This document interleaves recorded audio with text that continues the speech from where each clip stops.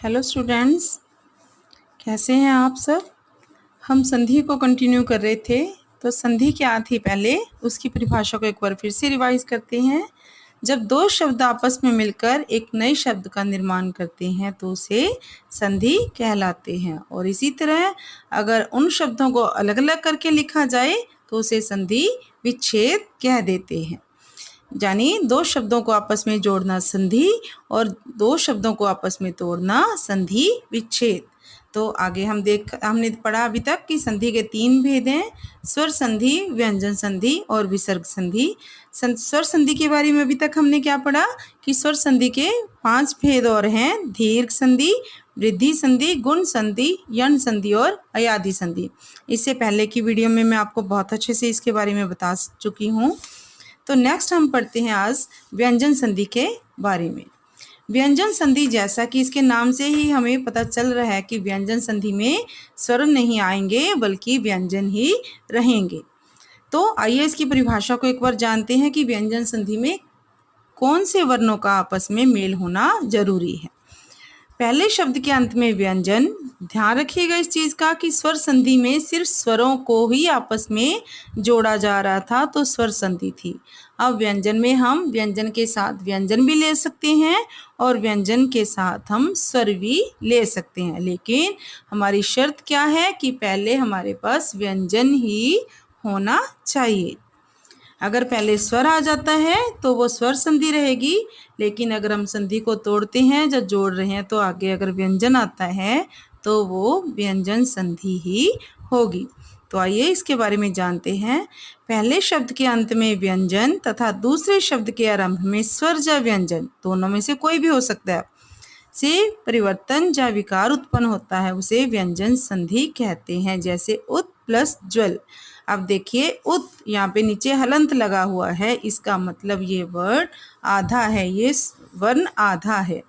अगर किसी लेटर के नीचे हलंत लगा है तो इसका मतलब वो लेटर आधा है।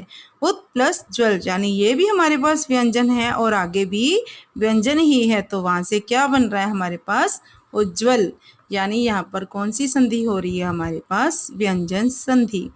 नीचे कुछ नियम दिए गए हैं, उनका ध्यान रखना आवश्यक है। तो आइए इसके रूल्स को हम देखते हैं, कौन कौन से रूल्स पर ये व्यंजन संधि काम करती है। वर्णमाला के सभी 4 वर्गों में से, सभी 4 वर्ग पहले कौन कौन से हैं बच्चों, ध्यान से यहाँ पे आपने रिवाइज करिए, अपना रिमाइंड कीजिए। क से लेकर म तक हमारे पास सभी लेटर्स हैं जो उनको अगर हम फर्स्ट लाइन को काउंट करें क ख ग घ न, तो पांचों लेटर्स को अगर हम एक वर्ग में बांट दें तो उसका नाम है क वर्ग। यानी क वाली लाइन के पांचों लेटर्स एक वर्ग में आ रहे हैं और उसका नाम है क वर्ग। ऐसे ही दूसरी लाइन का नाम है च वर्ग, तीसरी लाइन का नाम है ट वर्ग और चौथी लाइन का नाम है त वर्ग। तो सभी 4 वर्गों में से पहले वर्ण का मेल जब किसी भी वर्ग के तीसरे या चौथे वर्ण अथवा किसी स्वर से होता है तो वह उस वर्ग के तीसरे व्यंजन में बदल जाता है। चारों वर्गों में से पहले वर्ण का, अब हम पहला वर्ण कौन है, क वर्ग में से क, च वर्ग में से च, ट में से ट और त में से त। तो ये तो है हमारा पहला वर्ण। जब किसी भी वर्ग के तीसरे या चौथे वर्ण अथवा किसी स्वर से होता है तो वह स्वर के तीसरे व्यंजन में ही चेंज होगा। जैसे क का मेल अगर ग या घ से हो तो किस में बदल जाएगा, वो ग में। इसी प्रकार च का मेल अगर झ से हो तो किस में चेंज होएगा, ज में। ट का मेल ड या ढ से हो तो किस में हो जाएगा, ड में। प का ब या भ से हो जाएगा तो ब में ही चेंज हो जाएगा। आइए एग्जांपल्स देखिए आगे। क से तीसरे वर्ण में चेंज होना, दिक प्लस अंबर, यहाँ पे क है हमारे पास, नीचे हलंत लगा है, इसका मतलब ये हमारे पास व्यंजन है, प्लस अंबर तो आगे हमारे पास स्वर है या फिर उसका तीसरा या चौथा वर्ण हो तो किस में चेंज होएगा, ग में। तो क्या बन गया यहाँ पे, दिगंबर। दिक प्लस गज क्या बन जाएगा, दिग्गज। ये लेटर आधे क में चला गया है। वाग प्लस ईश, वागीश। वाग प्लस जाल, वागजाल। नेक्स्ट है च से ज में सेम रूल है। फर्स्ट वर्ग का पहला लेटर का तीसरे वर्ण से में चेंज हो रहा है। अच प्लस अंत, च के बाद अब यहाँ पे स्वर आ रहा है, व्यंजन के बाद स्वर आ रहा है, तो भी व्यंजन संधि ही है, तो चेंज किस में जाएगा, ज में, तो क्या बन जाएगा, अजंत। ऐसे ही ट से ड, षट प्लस आनन क्या बन गया, षडानन। षट प्लस दर्शन, षड दर्शन। त से द वर्ण में उत प्लस धार क्या बन जाएगा, उद्धार। तत् प्लस भव, तद्भव। नेक्स्ट फर्स्ट रूल तो था हमारे पास, किसी भी वर्ग का फर्स्ट लेटर तीसरे या चौथे से अगर मेल करे तो वो तीसरे वर्ण में ही बाहर आएगा। नेक्स्ट रूल हमारे पास क्या है, जब किसी वर्ग के पहले वर्ण का मेल न या म से होता है, ध्यान से, किसी भी वर्ग के पहले वर्ण का मेल यानी क च ट त प पहला वर्ण है, अगर उनमें से किसी का मेल न या म से होता है तो वह उसी वर्ग के पांचवें वर्ण में परिवर्तित हो जाता है। ठीक है, तो आइए अब हम इसके एग्जाम्पल देखते हैं। जैसे वाक प्लस मैं, तो क्या बन गया, वांग मैं। क्यों बन गया, अब यहाँ पे ये रूल देखिए, यहाँ पे तो हमारे पास म था, उन्होंने क्या कहा था, किसी भी वर्ग के पहले लेटर का अगर मेल म या न से हो जाता है तो उसी वर्ग के पांचवें वर्ण में वो चेंज हो जाएगा। कैसे, क की लाइन को आप रीड कीजिए ध्यान से, क ख ग घ ङ, तो वहाँ पे लास्ट जिसे आप ड खाली बोलते हो वो है अंग। अगर वहाँ पर मैं म आ रहा है तो वो चेंज किसे हो रहा है, क वाली लाइन के पांचवें लेटर में, तो क्या बन गया ये, वांग में। जगत प्लस नाथ, अब त की लाइन का लास्ट लेटर क्या है, न ही है, त थ द ध न, तो जगत प्लस नाथ क्या बन गया, जगन्नाथ। उत प्लस नति, त की लाइन का लास्ट लेटर न ही है हमारे पास, तो क्या बन गया, उन्नति। तो ये था हमारा फर्स्ट वर्ग का पहला लेटर अगर न या म से मिले तो उसी वर्ग के पांचवें लेटर में वो चेंज हो जाता है। नेक्स्ट है त वर्ण के प्रयोग से संबंधित विशेष नियम होते हैं, इन नियमों का विशेष रूप से ध्यान रखा जाता है। जैसे आप इंग्लिश में टेंसेस करते हो, उनके कुछ रूल्स होते हैं, इसी तरह से यहाँ पर संधि के कुछ हार्ड एंड फास्ट रूल्स हैं, तो ये रूल्स के अकॉर्डिंग ही आप लोगों ने फॉलो करनी है। नेक्स्ट है त का प्रयोग। त के प्रयोग, त के बाद यदि च या छ हो, त के बाद यदि च या छ हो तो त को किस में चेंज कर देते हैं, च में। एग्जाम्पल देखिए, उत प्लस चारण क्या बन गया, उच्चारण। उत प्लस छिन, उच्छिन्न। त के बाद यदि ज और झ हो तो ज में चेंज हो रहा है। सत प्लस जन क्या बन गया, सज्जन। उत प्लस ज्वल, उज्ज्वल। त के बाद ट आने पर ट हो जाता, ट ही हो जाता है। तत् प्लस टीका, तट्टिका। महत प्लस टीका, महट्टिका। त के बाद ड या ढ होने पर ड ही हो जाता है, यानी त के बाद भी अगर इनके बाद च या छ आए तो च में चेंज होता है, ज झ आए तो ज में, थर्ड लेटर में जा रहा है ये। त के बाद ट आता है तो ट ही में रहता है ये। त के बाद ड ढ आता है तो भी तीसरा लेटर ड में हमारे पास बाहर आ रहा है। त के बाद अगर ल हो तो फिर ये ल में ही चेंज हो जाता है, जैसे तत् प्लस लीन, तल्लीन। त के बाद यदि श आ जाए तो त का च और श का छ हो जाता है, जैसे उत प्लस शिष्ट। त के बाद हमारे पास छ आया है तो इसका बन जाएगा उच्छिष्ट। उत प्लस श्वास, अब उत के बाद त के बाद श आया है तो ये किस में चेंज हो रहा है, छ में, उच्छ्वास।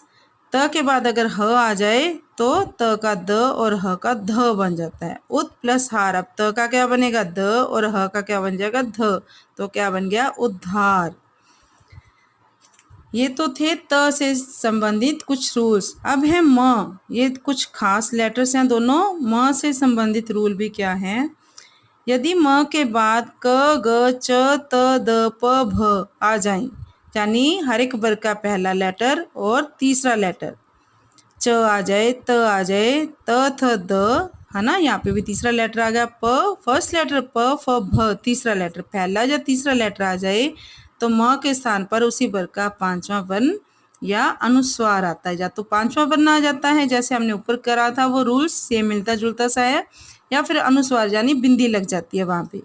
सम प्लस पूर्ण, अब म के बाद आया है हमारे पास प, तो क्या बन गया, संपूर्ण।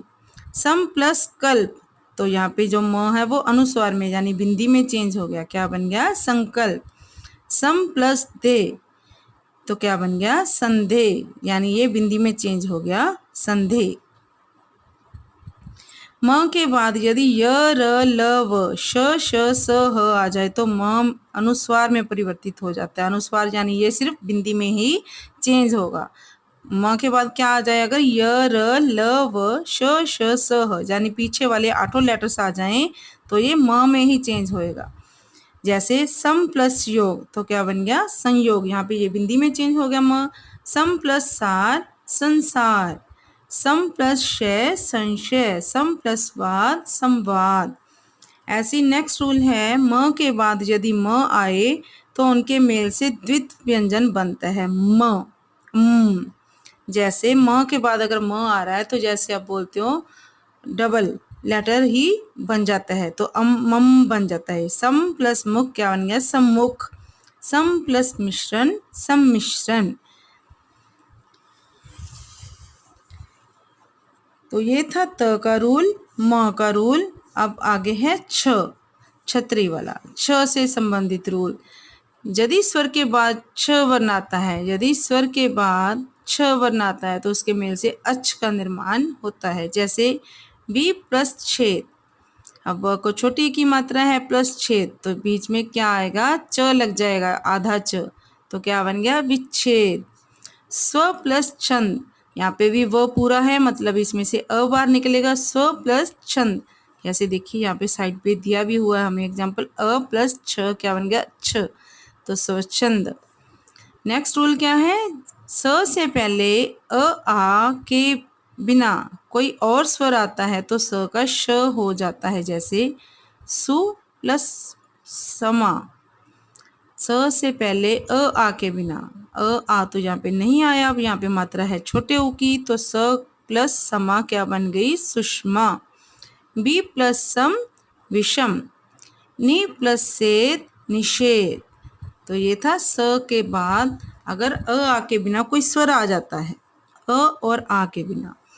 नेक्स्ट है, यदि किसी शब्द के पहले या अंत में री र या श हो, किसी शब्द के पहले या फिर अंत में, किसी शब्द के पहले या अंत में री र या श हो तो उससे मेल होने वाले शब्द के पहले या अंत में कहीं भी न हो तो दोनों का मेल होने पर न का न हो जाता है। जैसे परि प्लस नाम तो क्या बन गया? परिणाम।